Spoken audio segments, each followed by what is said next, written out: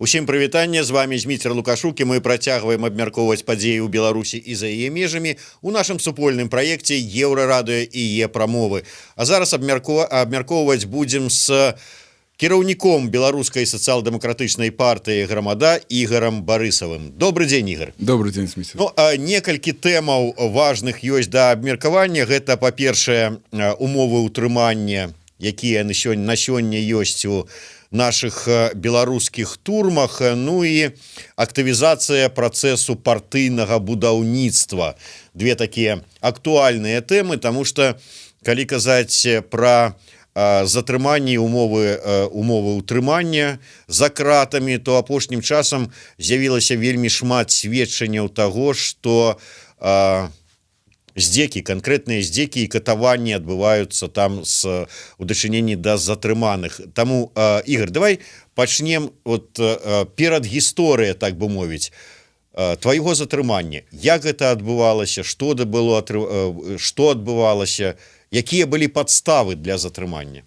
Ну, падставамі для затрымання, зараз, я так мяркую, з'яўляецца тое, што скончылись вулічныя лідары і актывісты, бо іх альбо перасажалі, альбо яны вымушаны былі з'ехаць за мяжу у эміграцыю у сувязі з палітычным ціскам. І ўлада, не жадаючы зніжаць, скажем, маштабы вось гэтых рэпрэсій, яна ўжо пераключылась на актывістаў, кіраўнікоў, у тым ліку зарэгістраваных палітычных арганізацый. Ну, я мяркую, што вось дайшла чарга і да мяне, і затрымалі па дарозе ў краму разам жонкай і малодшай дачкой я ехаў, падрэзалі машыну, адтуль выскачыла, з мікрааўтобуса выскачыла 5 чалавек у масках, пачалі барабаніць па шклу, па дзверцы, па капоту, дзёргаць за ручку, спрабуючы мяне адтуль дастаць. Я прычыніў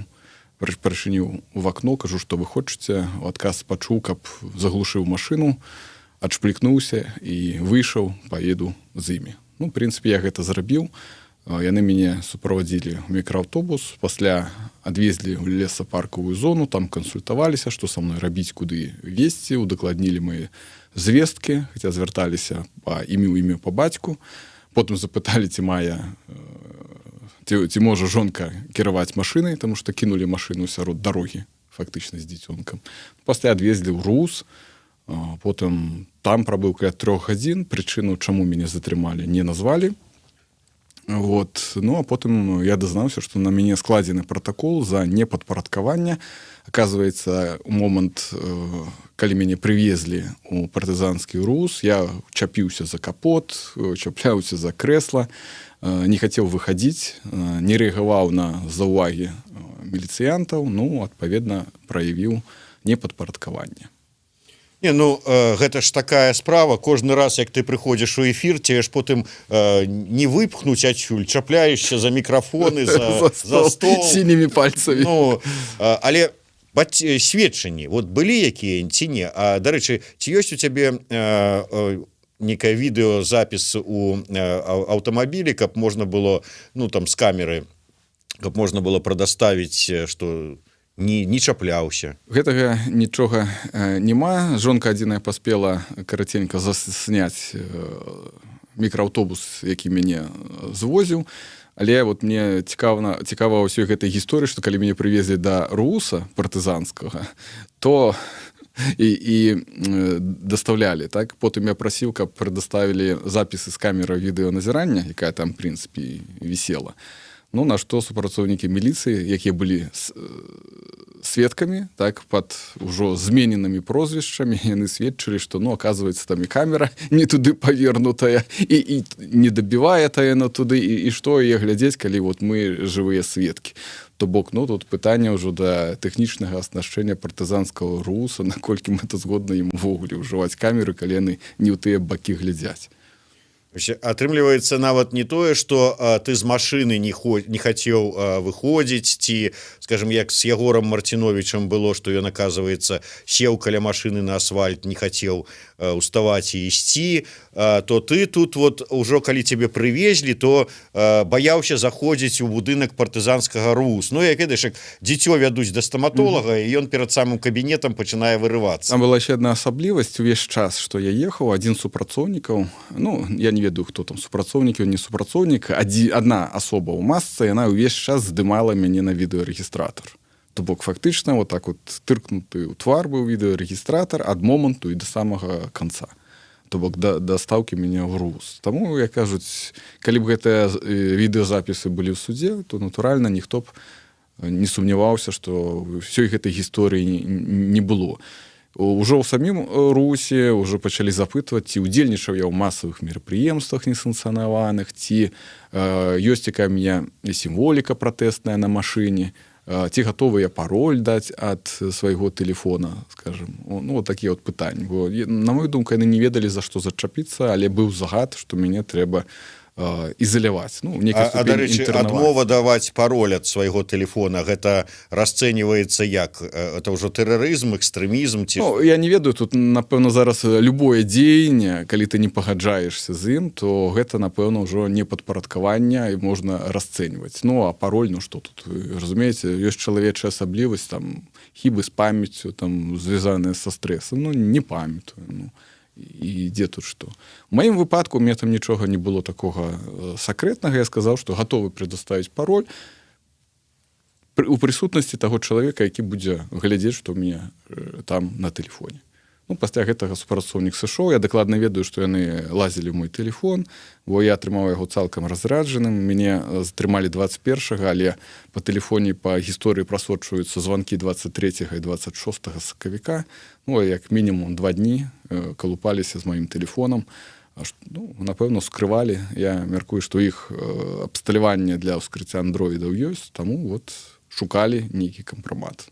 Не думаю, што знайшлі, бо там все звычайна. Кампрамат-то, можа, не знайшлі, але самі што-небудзь там пакінулі? Не выключаю. Таму я думаю, што найлепшае рашэнне больш не карыстацца гэтым тэлефонам. Дарэчы, вось ўсё ж такі затрымалі цябе ўжо пасля таго, як мы тут былі сведкамі, як адбываюцца суды, ну, цягам вось апошніх 6 месяцаў, як адбываюцца суды, як адбываюцца сведчанні, што гэта за сведкі, которые нас не напугаеш і прозвішчы змяняюць і ў масках прыходзяць, і гэтак далей, гэтак далей. Былі якія-небудзь спадзяванні, што вось ёсць жонка сведка, вот яна скажа гэта, я скажу гэта, можа быць нейкае відэо прадставіць, што ўсё ж такі, ну, суд жа ўсё ж такі, ён же ж павінен быць сумленны. Ну, калі для некаторых людзей то, што адбываецца апошнія 6 месяцаў, 7 месяцаў, гэта стала вядома ўпершыню, яны сутыкнулі з маштабамі, то я ўжо 19 год сябра партыі, я сутыкаўся з падобнымі, як кажуць, з падобным крывадушшам і абыякавасцю судоў значна даўно, да, значна даўжэй і больш. І нават калі быў нейкі запіс, то не факт, што яго можна было прадэманстраваць у судзе, таму што былі б іншыя зачэпкі, што і камера не той-то маркі, і ты не папярэдзіў там кагосьці, што ты здымаеш, і гэтак далей, і таму падобнае. Таму было б, не было б, все роўна судзілі. І сістэма на дадзены момант, яна абсалютна падуладная, і маецца на ўвазе судовая сістэма, і чакаць нечага іншага ад яе не выпадае. Калі ўжо зразумеў, што мяне тапуюць на акрэсціна, я ўжо быў гатовы, што мне будуць суткі, пытанне заключалася ў якой колькасці.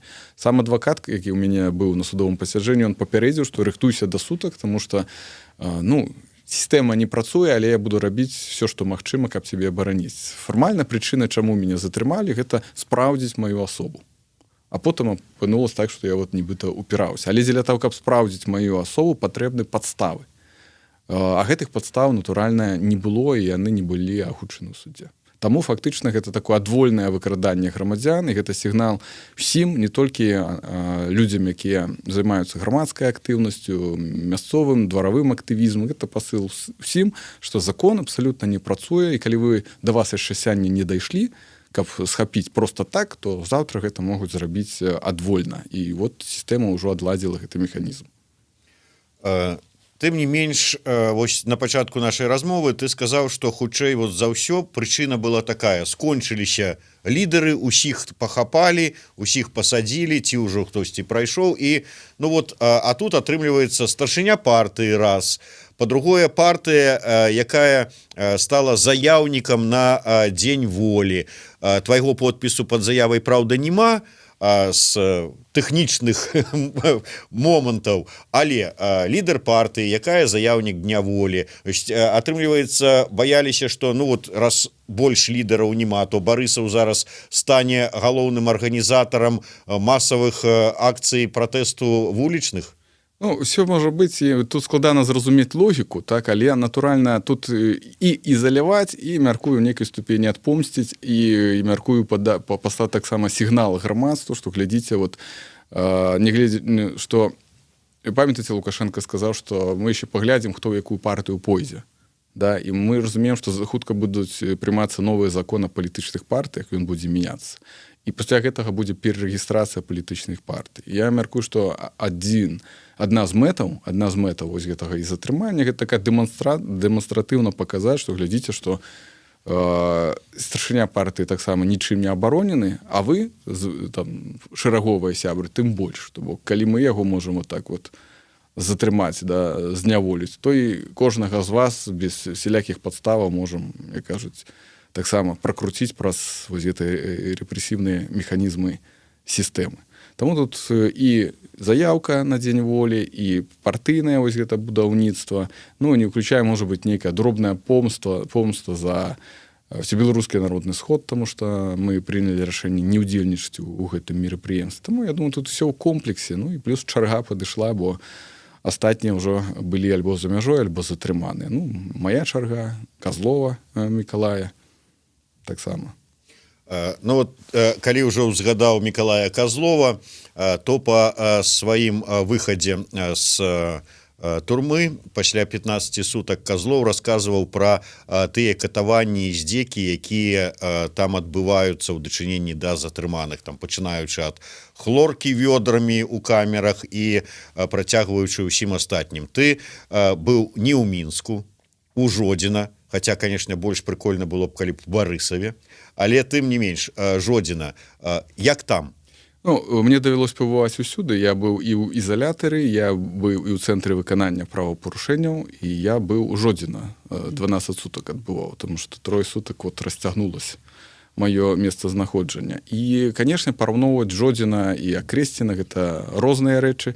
Калі якую-небудзь подласць робяць на Акрэсціна, то гэта робіцца без празмерных крыкаў, скажем, гэта робіцца з усмешкай. То ў Жодзіна гэта робіцца з крыкамі, з матамі, скажем, з прыніжэннямі чалавечага дастоінства. І самае, конечно, жудаснае, страшнае, на мою думку, гэта тое, як людзей травяць хлоркай.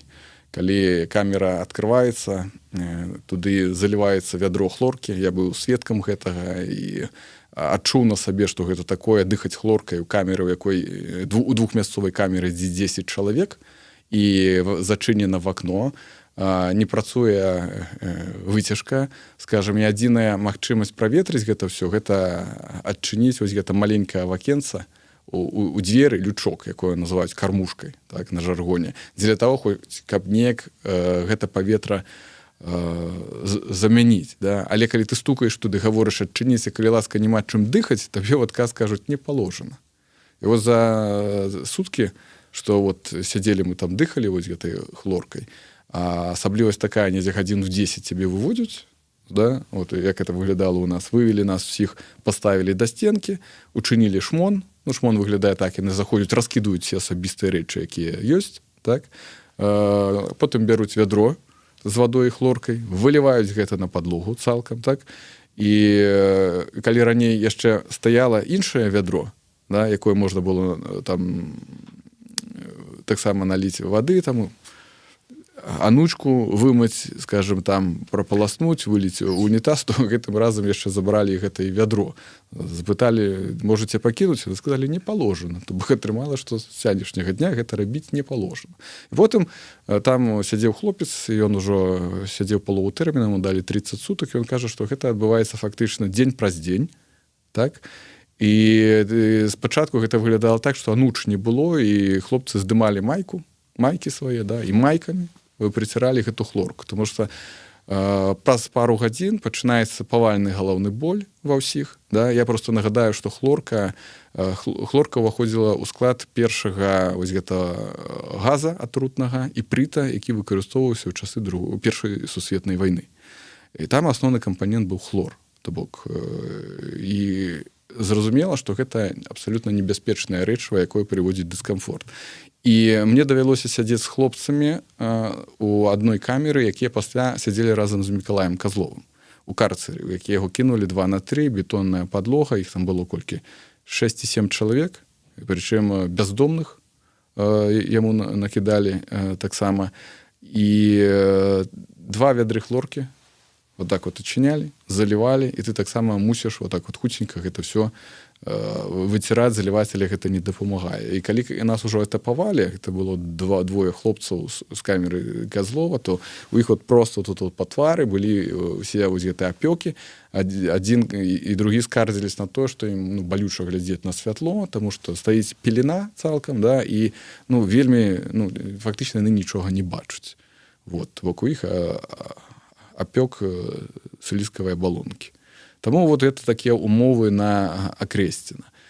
Хаця кормяць там адносна нармалёва, таму што, наколькі я ведаю, ежа тая ж самая, што і ў бальніцы выкарыстоўваецца. На Акрэсціна умовы, конечно, больш складаныя ў тым, што, напрыклад, да 26-го прыкладна, все было нормально. В прынцыпе, мы разумелі, што мы іх не чапаем ахоўнікам, яны нас не чапаюць, то бок у камерах 10 чалавек, мы выконваем рэжым, то бок ёсць магчымасць выконваць, не сядаем днём, скажем, не задаем лішніх пытанняў, значит, все робім па рэжыму, нас ніхто не чапае. То пасля 26-го, вот з 26-го, то умовы пачалі моцна пагаршацца, значит, пачалі прыводзіць новых людзей, камеры стало ўжо 15 чалавек, значит, спалі на падлогах, таму што спальных месцаў няма іншых. Значит, пачаліся перабоі з харчаваннем, то бок пайку не всю давалі, што была. Адзін раз на 15 чалавек нам далі 5 рыбак і одну маленечку запеканку і 2 кубкі гарбаты. Сказалі, што просто больш няма, таму што тут 400 чалавек сядзіць. Мы так зразумелі, што палітычных за ўвесь час. І, адпаведна, яны на гэта не разлічвалі. Натуральна, мы адмовіліся ад гэтай падачкі. На наступны дзень напісалі каля 40 скаргаў на імя начальніка. Ён, конечно, быў уражаны. На наступны дзень прыйшоў, крычаў на ўсіх, сказаў, што у вас тут 15, зараз яшчэ 10 чалавек вам дакінем, што вы еще не ведаеце, што такое дрэнныя умовы. Вот. Я не скажу, што пасля нашых скаргаў, я думаю, што гэта была агульная такая канцэпцыя пагаршэння умоваў, і яны гэта рабілі так, чтобы не адным разам все абрэзаць, да? А рабіць гэта паступова. Напрыклад, сёння мы вас забираем матрацы, забрали у нас матрасы з падушкамі, так? Завтра мы вас там абмяжоўваем, там, напрыклад, там, у карэспандэнцыі, да? Потым мы там забіраем все кніжкі, настольныя гульні забіраем таксама, асадкі, паперу всю, на якой можна там пісаць. І от калі я ўжо выйшаў на наступны дзень, яшчэ адзін хлопец выхадзіў, кажа, што забралі ўжо і коўдры, якія былі, і, значит, ўжо пасылкі. Цікавая такая з'ява, што перадаюць пасылку, і ты мусіш яе з'есці да наступнага дня. Калі ты гэта не робіш, то яны папярэджваюць, што рыхтуйцеся, што калі вот не даесце там свае печанюшкі там, і цукеркі, значит, мы гэта все забяром. В прынцыпе, яны сваё слово стрымалі. Вот, я выхадзіў у панядзелак, але ў нядзелю быў вечерняя проверка, так званы турэмным словом шмон. Забралі все прадукты, якія толькі былі пад выглядам, што все, гэта псуецца, гэта трэба выкідваць, але гэта выключна, каб прычыніць людзям дыскамфорт. І вось уже ў гэту сераду, што была, ўжо не прымалі ні мясное, не прымалі ні сыры. То бок, а мы ведаем, што ежа на Акрэсціна, яна не вельмі добрая, яна, скажем, ты ясі, так, страўнік набіваеш, Так, але праз 1,5-2 гадзіны табе зноўку хочацца есці, таму што яна не каларыйная, там няма нічога, ні спецый, ні нічагосьці карыснага. І таму вось гэтыя пасылкі яны былі важныя, што можна хоць нейкім чынам узбагаціць свой рацыён. То і гэта пачалі таксама абмяжоўваць. Канешне, самае, напэўна, адно з самых запамінаючых гэта тое, што 7 дзён мы былі без выхаду на чыстае паветра. Конечно, давялось 2 разы нас звадзілі ў душ у Жодзіна. Я думаю, што на Крэсце нам пра гэта толькі марыцца, таму што хлопцы, якія сядзелі ў адной з камер, у якой я быў у ізалятары, яны сядзелі там 15 сутак, і яны не бачылі ні душа, ні чыстага паветра. То тут, конечно, вот ёсць рознае такое вот асаблівасці розныя. То ў пятніцу мяркую, што гэта былі супрацоўнікі АМАПу, запусцілі іх падчас ранішняй праверкі, паставілі ўсіх на расцяжку, надавалі па нагах. І то там не мела значэння, наколькі ты шырока расстаўляеш ногі, таму што і я, і іншыя спрабавалі як шырэй, параўноўваючы з іншымі. Але крык быў такі, ты ў мяне зараз мат-перемат на шпагат сядзеш. Прыкладна так. І аднаму хлопцу вельмі моцна ударылі па назе, бачыў, як ягоны шлёпак улетаў метраў за 15, і адзін раз яго дубінкай ударылі, таксама яго проста распухлі ногі.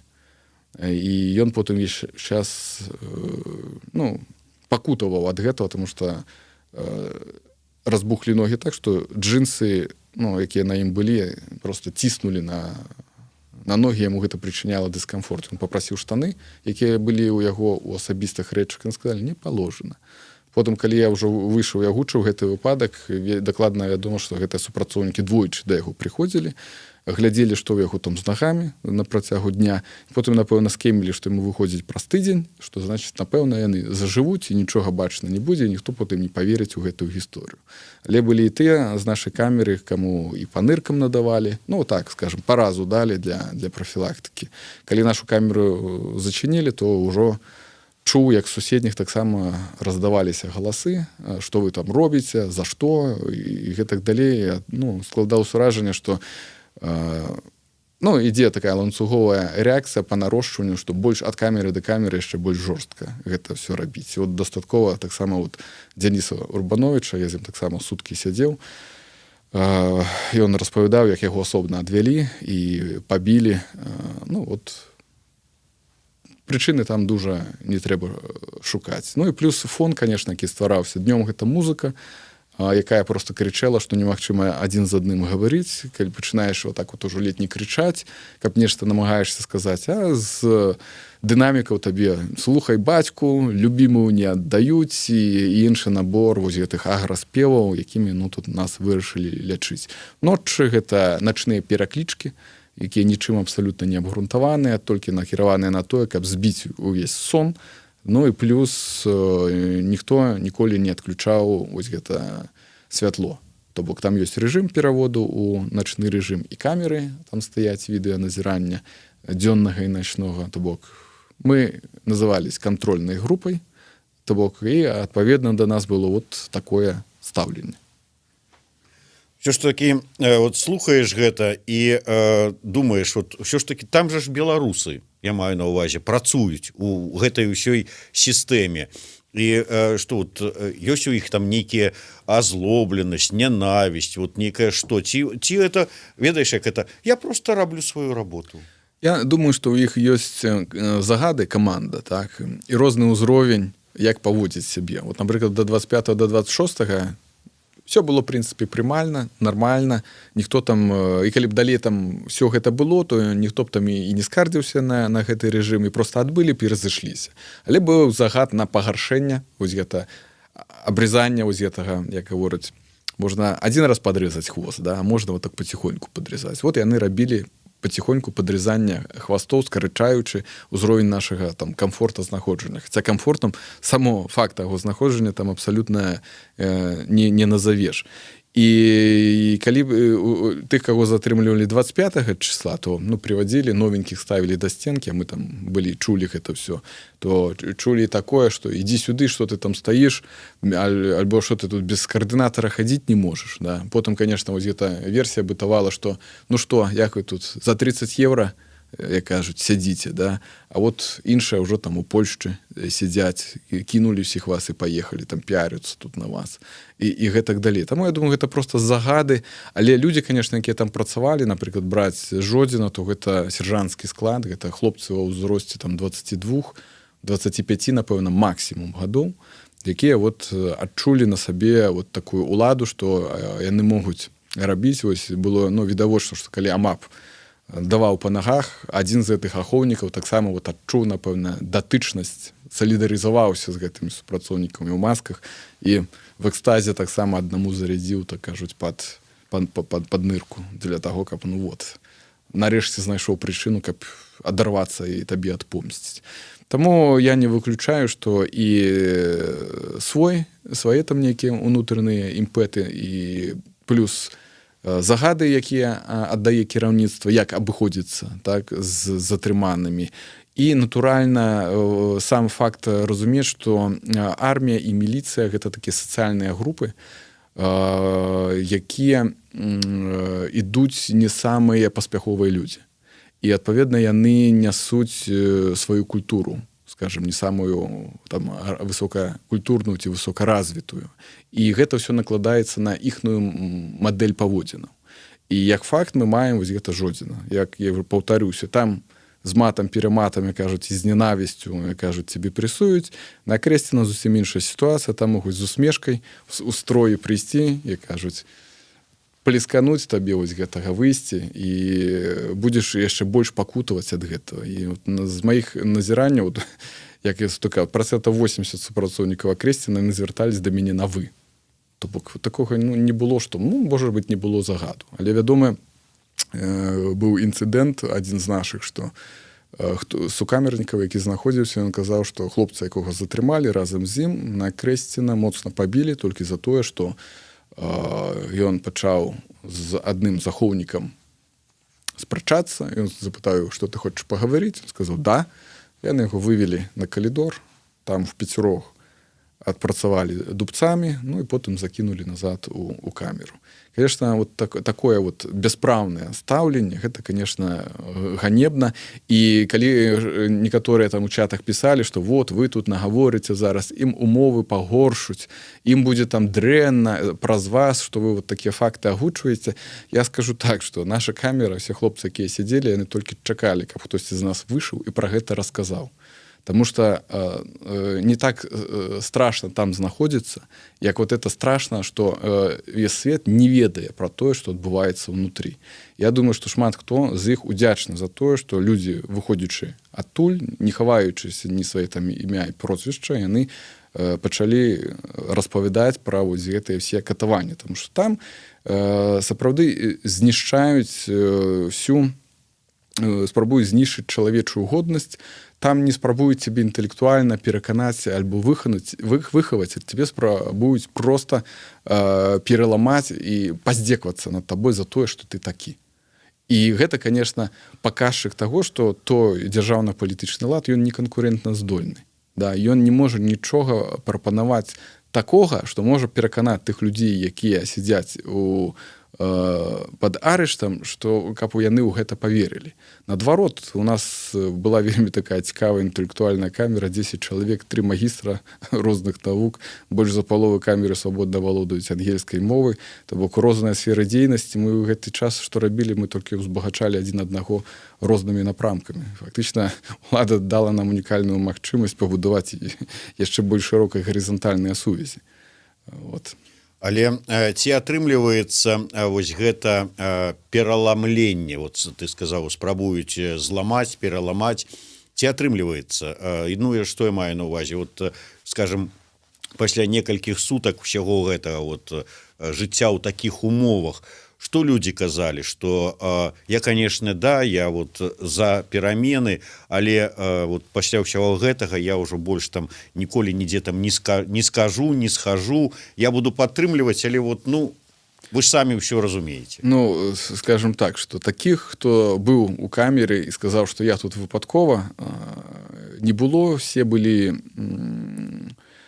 скажем, мы жартавалі так, калі прачынались, мы казалі адзін аднаму, крычэлі з магары добрай раніцы, калі спаць клались, крычэлі з магары дабраныч, да?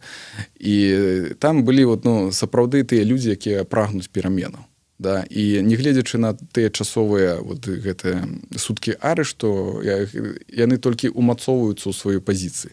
І там у камеры былі людзі, якія сядзелі не першыя 15 сутак, былі тыя, хто сядзеў ўжо і 25, і 30 сутак дасіжваў. І калі яны першы раз пасядзелі, і гэта іх не зламала, яны пайшлі другі раз пратэставаць, то гэта шмат пра што сведчыць і гаворыць. І я больш чым упэўнены, што той пратэст, які ў Беларусі зараз ён ідзець, хай сабе ён знізіў узровень сваёй маштабнасці, так? Але гэта не азначае, што людзі пагадзіліся унутрана, да, з тым, што ну, добра, вы нас тут, як кажуць, пераканалі. Да нет, не пераканаў тут ніхто, нікога абсалютна, тым больш яшчэ раз скажу, што мадэль сацыяльна-палітычнага развіцця, да, грамадства, якую прапановвае ўладу, яна проста непрымальная ўжо ў цяперашніх умовах для большасці.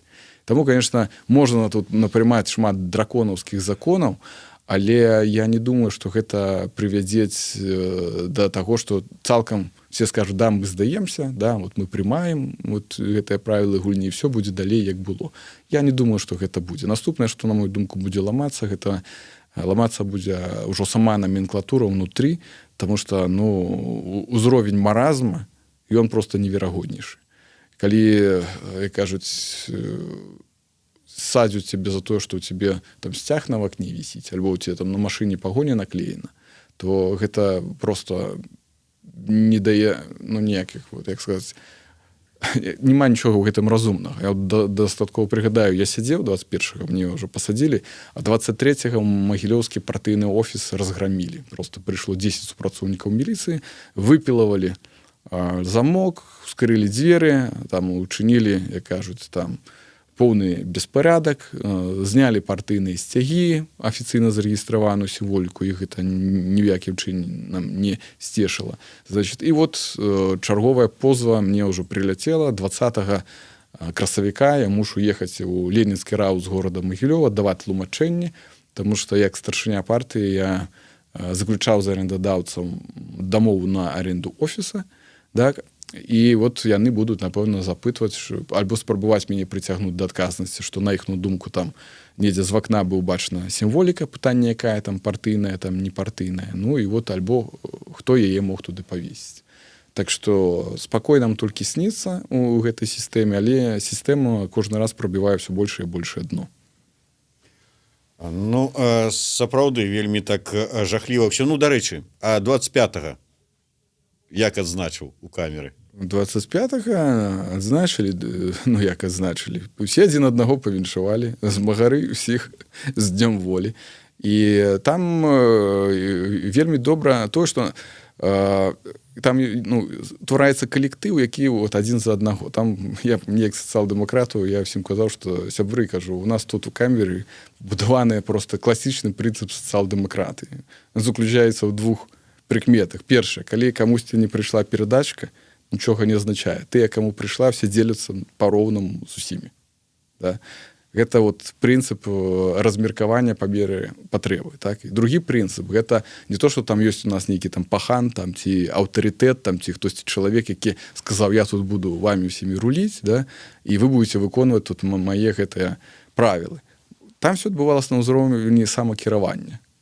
Да, адзін адно быў адказны, у яго лепшае гэта атрымалось, другі за другое, трэці за трэцяе, чацвёрты за чацвёртае. І так вось гэтыя лідарскія ролі яны мянялись. Не было аднаго пастаяннага лідара ўнутры арганізацыі.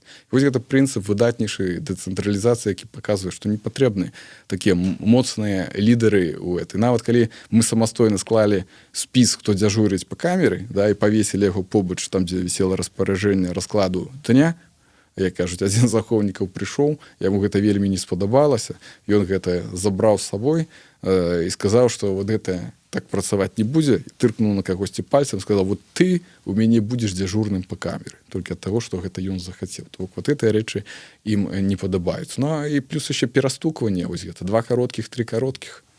Гэта жыве Беларусь, і гэта увесь час адбывалася і зверху, і злева, і справа, то бок і хвалямі ішло.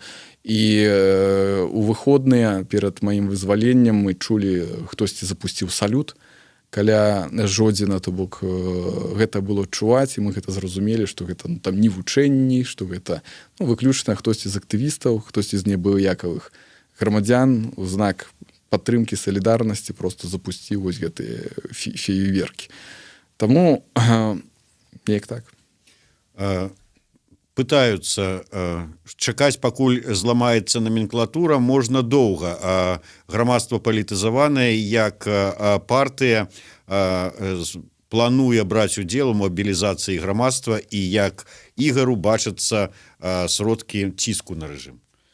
Я мяркую, што трэба дзейнічаць так, і кожны вырашае зараз для сябе той узровень супраціву гэтай сістэмы, на які ён гатовы. Тут, разумееце, тут цяжка сказаць партыя, што можа рэкамендаваць. Партыя зараз у тых умовах, якіх знаходзіцца, яна не можа нічога уплываць, рэкамендаваць, скажем, ці штосьці гарантаваць. Ні бяспеку, ні абарону, скажем, ні быць, скажем, суб'ектам палітычных працэсаў. На жаль, в силу там адсутнасці выбараў, в силу таго, што мы ўжо прайшлі узурпацыю, мы перажылі дыктатуру, і зараз ужо у нас адбываецца крайняя ступень тыранія.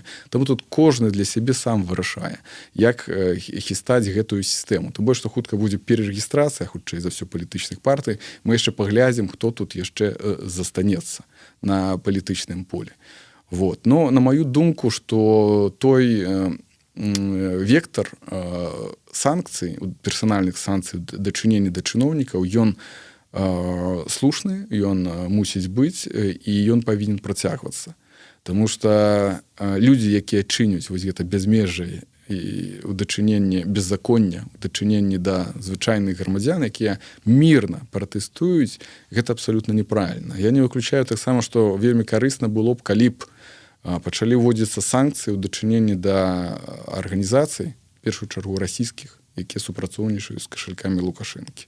І тады б, напэўна, расіяне самі задумаліся, што адбываецца, чаму мы несем пакуты праз вось гэты беларускі рэжым. Я не выключаю, што гэта было бы таксама ў пэўнай ступені і вельмі эфектыўна. Ну вось, заклікае да санкцый. Вот, я дзялюся даць табе вот паслухае эфір Олег Гайдукевич, калега по партыйнай лініі, і устроіць разнос. Ну што ж, вось такія ўмовы утрымання ў беларускіх турмах. Хто не верыць там ці яшчэ што, ёсць тут якія сумнеюцца, ёсць магчымасць, я думаю, што праверыць на тут шмат не трэба, дастаткова взяць, наляпіць пагоньку сабе на машыну ці на ровар і праехацца па гораду Мінску. Дзякуй вялікі. Ігор Барысаў, Зміцер Лукашук у сумесным стрыме Еўрарадыё і яе прамовы.